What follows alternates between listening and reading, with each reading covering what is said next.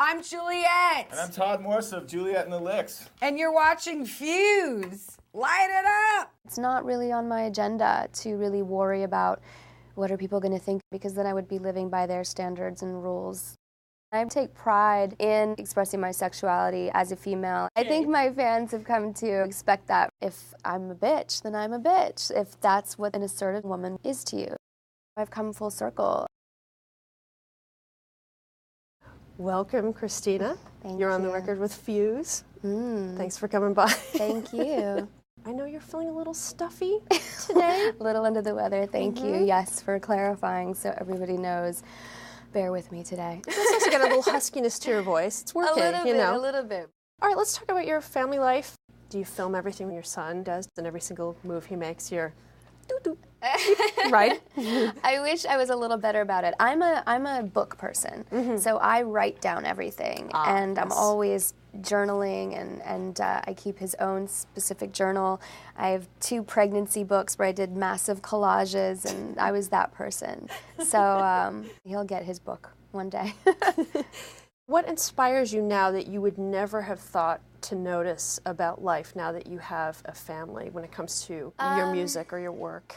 I would definitely say tapping into my playful side again, the fun of it involved. My son Max has been able to help me make peace with my own past and make me feel like I can have a fresh start in incorporating peace and safety and having a safe haven for my son and my family that I was never able to have growing up. And when, you have so much on your plate, as I do, having a strong man by your side is so crucial. What kind of personality does he have that he provides this sort of rock to you? Yeah, he is my rock, 100%. When I met him, I didn't know who really was around me for the right reasons. It got to a point, where everything's sort of chaotic all around me in my head, and then he was just that one solid thing right down the center that just seemed to bring everything into focus and line it up for me and brought me peace and just honesty. He was a really genuine person, and that to me meant more than anything else in the world. And he's strong enough to be with someone who's such a bright star. Oof, Did he know it's a he knew tough what he was getting challenge. into? He Did knew what he was or- getting. We started dating actually on the set of my Dirty video. Really? So he knew what he was getting into. He's just so accepting, and I have to be with a man that is strong enough to accept me as a strong woman, a woman that expresses herself, the artist in me, but he appreciates the person in me, the person that no one really gets to see at the end of the day, no makeup, sweatpants and, old t-shirts. It's just, he's just that guy that, he's my support, he's my rock. You've been pretty frank in your music, talking about your past and what you went through when you were growing up. Some people that I know that have grown up in abusive households change their perspective when they have kids. They either become more empathetic because they know how hard it is to be a parent, or they become less forgiving because they can't believe what a parent can do. And I wanted to know if you went in one direction or another when you became a parent. That's a great question. I would say that I have mixed emotions about that, and at different times I feel both emotions. That's why I feel that I can make so much peace with it, having my son, because I know that he's so happy and that I'm creating an environment that is peaceful and is safe for him to just be a child in. Yeah, safety seems to come up again and again when you talk. Because it's so important for every child to feel that they have a safe place to go home to. And, when I went home, I didn't know what I was going to walk into. And it was hard, but it was something that drove me, and sometimes maybe why I'm a perfectionist, because I want to overly control my environment to my liking.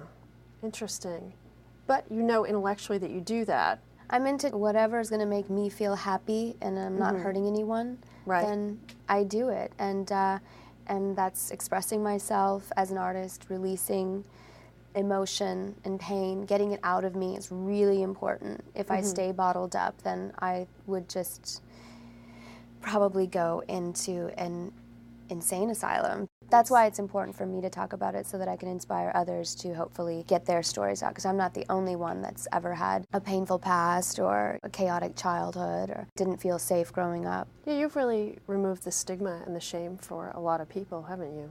I hope so. I mean, when I get the letters that I do and am told that, you know, my lyrics have helped them to speak about their own pain, then that's the greatest reward of anything. And you mentioned in a recent article that your relationship with him is pretty much non-existent. Is that probably going forward it's beyond repair maybe, or? I wouldn't say anything's beyond repair, but I've, you know, come this far without sort of a father figure presence in my life, so it's not something that I really feel the need to entertain. And it takes time to figure that out, but it feels good when you do.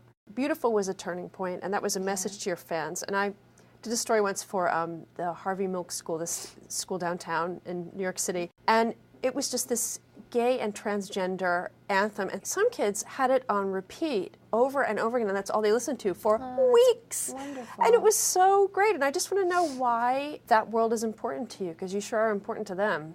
I think that any environment or place where there's injustice happening, it really triggers me. I was always unfairly judged or talked about or criticized growing up my entire life, you know, because I always went against the norm and did things that were not exactly like my peers per se, and even wanting, in the area that I grew up, wanting to sort of pursue the career path that I wanted to was different. Oh, than, people made fun of you for that? Like, oh, she wants to... Yeah. I was a little bit of an oddball in that regard. So there was some bullying that would happen, being picked on. So I would definitely say anytime I see unfairness happening, I step up to the plate and try to be a voice for them. Being bullied sticks with you your entire life, doesn't it? I mean, it's It amazing. does, yeah. All the boys think it's cake when they taste mine. Well, you had to know that was going to garner a lot of attention, right? Well, I've never been racy before in my life.